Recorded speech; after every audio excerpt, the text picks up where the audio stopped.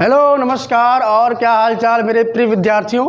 हाल चाल बहुत बढ़िया होगा। मैं विशाल मिश्रा एक बार फिर से आपका हार्दिक स्वागत और अभिनंदन करता हूं कक्षा 11 की अगली ऑनलाइन क्लास में।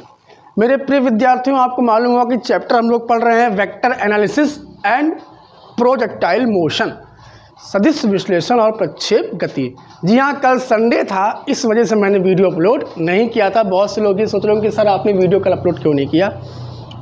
तो संडे की वजह से कल वीडियो अपलोड नहीं किया गया।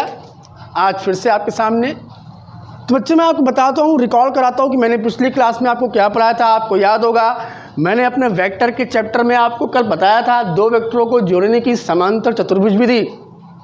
जी हाँ, मैंने आपको बताया था दो वेक्टरों को जोड़ने की समांतर चतुर्भुज विधि। क्या विधि है, जरा उस पर फोकस कर लेते हैं। हमने आपसे कहा था कि अगर हमारे पास दो बल हैं और वो दोनों समांतर चतुर्भुज की भुजाओं के द्वारा प्रकट किए गए हैं, तो इन दोनों बलों का जो परिणामी होगा वो सदैव कहाँ जाएगा, इनके बीच से होकर। मान लेते हैं एक वेक्टर ये खींचा आपने, एक वेक्टर ये खींचा, तो इसका परिणामी वेक्टर ये चला गया, ये आर वेक्टर है। तो इसका एंगल मान लेते हैं अल्फ़ा, और इनके बीच का एंगल कितना है हमारा, थीटा है। फिर आगे हमने यहाँ से इसे कंस्ट्रक्शन किया था, सामने से परपेंडिकुलर ड्रॉ किया था, इसको हमने 90 डिग्री एंगल दिया। सॉल्व करने के बाद में भाई ये हमारा पी वेक्टर था, ये क्यू वेक्टर था, तो ये पी, तो ये हमारा क्या निकल के आएगा, क्यू वेक्टर। ये क्या निकल के आएगा, पी वेक्टर। और जब पूरे को सॉल्व किए थे तो सॉल्व करने के बाद आया था हमारे पास आर बराबर R vector equal to under root P vector square plus Q vector square plus 2p vector q vector और cos थीटा। ये निकल के आया था, ठीक। और इसके बाद में परिणामी ये तो r निकल के आया था, यानी इस r की क्या वैल्यू होगी, इतनी वैल्यू होगी, ठीक है।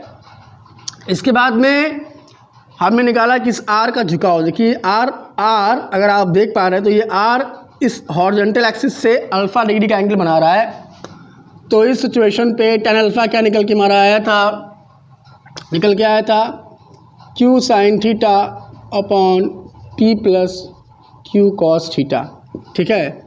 तो इस तरह से हम लोगों ने कल चीज़ें पढ़ी थी। तो उम्मीद करता हूँ कि ये आपको समझ में आया होगा। अब ज़रा इस पर कुछ स्पेशल केसेस बनते हैं, 3 स्पेशल केसेस को देख लेते हैं, और उन 3 स्पेशल केसेस को देखने के बाद में एक इसी कंसेप्ट से जुड़ा हुआ न्यूमेरिकल, उसको पढ़ने के बाद में आज की क्लास को हम लोग फिनिश करेंगे। लेकिन देखिएगा ध्यान से कि कहीं गलती ना हो जाए, क्योंकि इससे जो न्यूमेरिकल है वो जेईई एडवांस में इस साल आया था और बहुत ही अच्छा न्यूमेरिकल आया था। वही न्यूमेरिकल मैं आपको लगवाऊंगा, लेकिन उससे पहले इसका बचा हुआ कंसेप्ट। मेरे प्रिय विद्यार्थियों, जैसे कि आपको मालूम है, अगर आप इस तरह का डायग्राम बना लेते हैं और रिजल्टेंट आप ये दिखाते हैं बीच में आर, ये p वेक्टर था तो ये p वेक्टर हो गया, ये q वेक्टर था तो ये q वेक्टर हो गया, इसका एंगल अल्फ़ा हो गया, इसका एंगल थीटा हो गया। जब इस पूरे को सॉल्व किए थे हम लोग, सामने से परपेंडिकुलर ड्रॉ किए थे, तो भैया जो थ्योरी निकल के आई थी वो निकल के आई थी r बराबर under root p square plus q square plus 2pq cos theta. अब यहाँ पे मैं आपसे क्या कहना चाहता हूँ, जरा उस पर फोकस करिए। अगर मैं आपसे बोल दूँ कि ये P और ये Q, अगर मैं आपसे बोल दूँ कि ये P और ये Q दोनों एक साथ लंबवत हैं, अर्थात ये P जा रहा है, ये Q जा रहा है, और इस कंडीशन पे ये एंगल कितना बना रहा है, 90। तो मेरे प्रिय विद्यार्थियों, अगर मैं आपसे बोल दूं कि इन दोनों बलों के बीच का एंगल कितना हो जाए, 90 हो जाए, तो पहली कंडीशन क्या बनती है यहाँ पे, फर्स्ट कंडीशन क्या बनती है,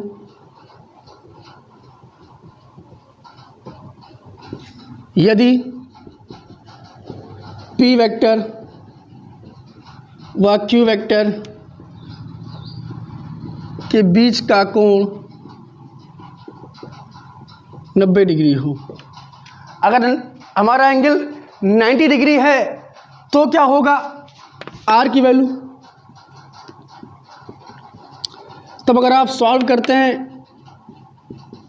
तो ये आएगा 2PQ cos 90, और cos 90 कितना होता है सभी को मालूम होगा, cos 90 की वैल्यू 0 होती है। तो इस आधार पे इक्वेशन बन के आएगी r वेक्टर का square is equal to under root p vector का स्क्वायर प्लस q वेक्टर का स्क्वायर। तो ये क्या निकल के आ गया, ये परिणामी निकल के आ गया। अगर आपसे यही लगे हाथ पूछ ले, क्या पूछ ले कि ये जो r है इस r का झुकाव कितना है, tan अल्फा कितना है। तो फॉर्मूला बना रखा है आपने, क्या बना रखा है फॉर्मूला, q साइन थीटा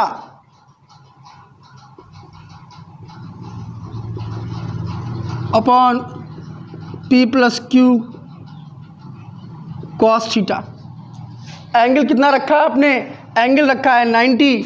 अगर देखिए एक सेकंड के लिए आप जरा यहाँ पे 90 पुट करके देखिए तो क्या आता है कि q साइन 90 आएगा, नीचे आएगा p प्लस क्यू कॉस 90, और cos 90 हमारा क्या हो जाएगा, 0 हो जाएगा।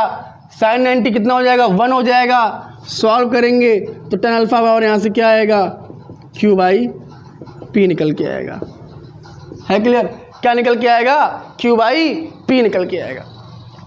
फटाक से इसका स्क्रीनशॉट ले लीजिए आप। फिर चलते हैं सेकंड कंडीशन की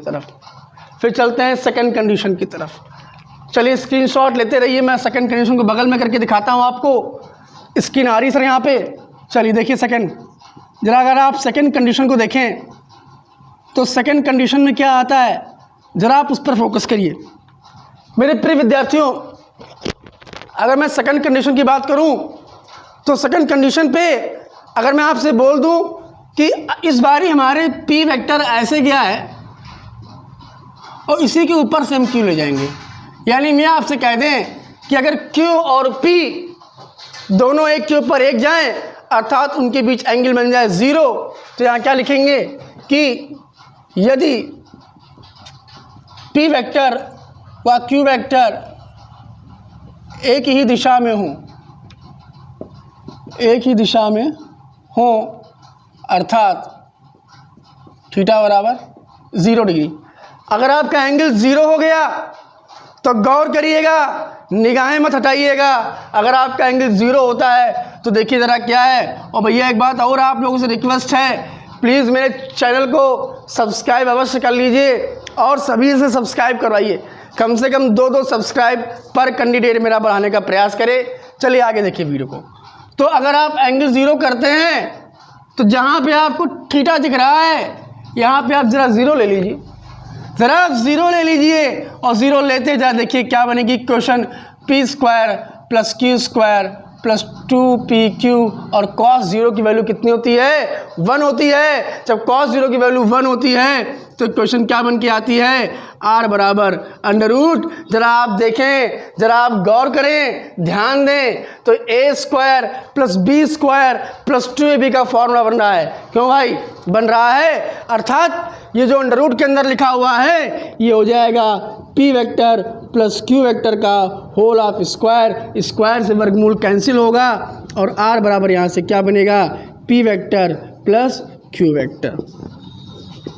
फटाक से कॉपी करें आप, फटाक से स्क्रीनशॉट लें आप, जल्दी से, टाइम ना वेस्ट करें। स्क्रीनशॉट हो गया होगा। चलते हैं इसके सेकंड कंडीशन के लास्ट स्टेप की तरफ। सेकंड कंडीशन का लास्ट स्टेप क्या है, अगर आपसे परिणामी का एंगल पूछ ले, अगर आपसे tan अल्फा पूछ ले तो आप क्या करेंगे, अगर आपसे tan अल्फा पूछ ले तो आप क्या करेंगे, तो यहाँ क्या लिखेंगे, परिणामी का झुकाव। क्या लिखेंगे आप यहाँ पे, परिणामी का झुकाव।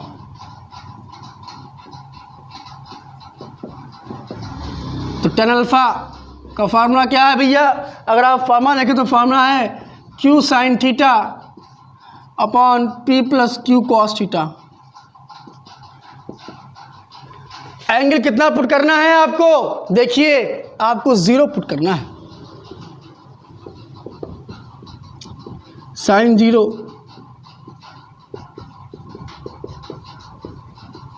Cos 0,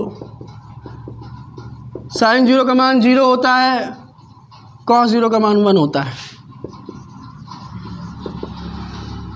Q into 0 upon P plus Q, कुछ भी लिखा रहे 0 आ जाएगा। अगर आप थोड़ा सा दिमाग लगाएं तो ये tan 0 की वैल्यू होती, तुलना कराएंगे तो अल्फ़ा यहाँ से कितना मिलेगा आपको, 0 मिलेगा।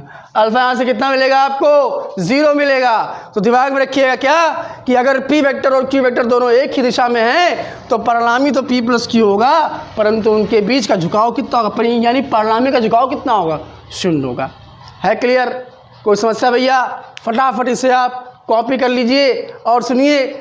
मैंने सोचा था कि इसको मैं पूरा बता दूंगा, एक न्यूमेरिकल भी लगवाऊंगा, लेकिन मैं तीसरे कंडीशन को बता के वीडियो को ख़त्म कर रहा हूं क्योंकि वीडियो थोड़ा लंबा हो रहा है, इसलिए मैं तीसरे कंडीशन को बताकर वीडियो को फिनिश करूंगा। चलिए फोकस करते हैं तीसरे कंडीशन पे। मेरे प्रिय विद्यार्थियों, आपने 2 कंडीशन में क्या पढ़ा? आपने 2 कंडीशन पे पढ़ा कि अगर 2 वेक्टर एक दूसरे से लंबवत हैं तब r की वैल्यू क्या होगी। अगर 2 वेक्टर एक दूसरे के समानांतर हैं अर्थात एक ही डायरेक्शन में जा रहे हैं तब r की वैल्यू क्या होगी। और लास्ट स्टेप क्या पढ़ना है हमको कि when 2 vectors are going in opposite directions, अगर 2 वेक्टर हमारे विपरीत दिशा में हैं।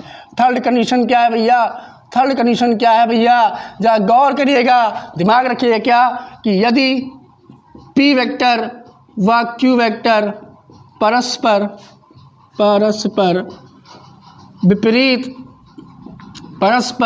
विपरीत दिशा में हो तब मेरे मक्कार विद्यार्थियों ध्यान दीजिए, ये P वेक्टर है, ये यहाँ से जा रहा है, ये Q वेक्टर है। अपने आप से पूछो P और Q दोनों अपोजिट है कि नहीं है। अगर इनके बीच का एंगल लोगे तो कितना बन के आएगा, 180 बन के आएगा। कितना बन के आएगा? 180 बन के आएगा। तो फॉर्मूला क्या बन के आएगा?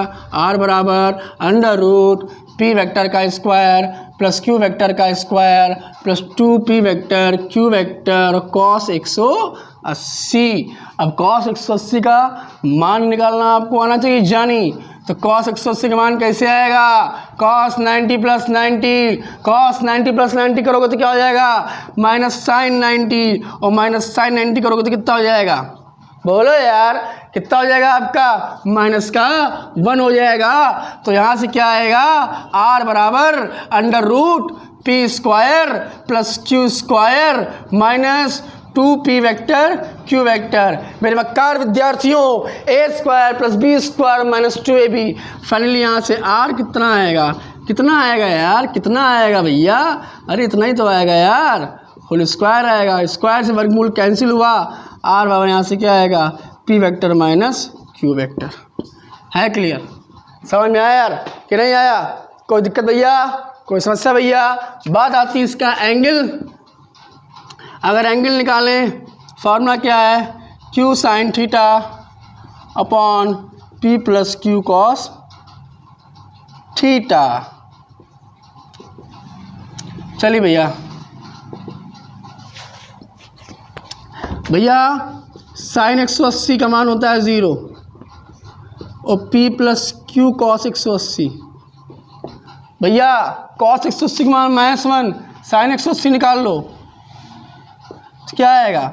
साइन 90 प्लस 90 कॉस 90 कितना होता है? 0 होता है। तो ऊपर क्या हो गया? 0 हो गया। तो फाइनली पूरा एक्सप्रेशन क्या होगा? 0। यहाँ क्या आएगा? 0। तुलना करोगे तो कितना आएगा? 0। तो दिमाग में क्या रखना है आपको? दिमाग में रखना है आपको कि अगर 2 वेक्टर अपोजिट है तो उनका रिजल्टेंट कितना हो जाएगा? 0 हो जाएगा। है क्लियर? कोई दिक्कत? सॉरी, उनका रिजल्टेंट 0 नहीं होगा, उनका रिजल्टेंट तो उनके सब्ट्रैक्शन के बराबर होगा, लेकिन जो उसका एंगल होगा वो कितना हो जाएगा? 0 हो जाएगा। है क्लियर भाई? तो भैया पूरा वीडियो उम्मीद करते हैं कि बढ़िया समझ में आया होगा। जिस भी भाई बहन को कोई प्रॉब्लम है वो 7007725756 पर या 85 64 83 89 75, हाँ 85 64 83 89 75 पे आप मुझे कॉल कर सकते हैं, या मेरे यूट्यूब के कमेंट बॉक्स पे आप अपनी कमेंट कर सकते हैं, फेसबुक पेज पर, ट्विटर पेज पर, इंस्टाग्राम पेज पर, जहाँ मन चाहे वहाँ पे कमेंट ठोको, लाइक करो, सब्सक्राइब करो, और भैया कम से कम 2-2 सब्सक्राइब सब बढ़वाओ। मिलते हैं अगली क्लास में, तब तक के लिए नमस्कार, bye bye, tata, take care.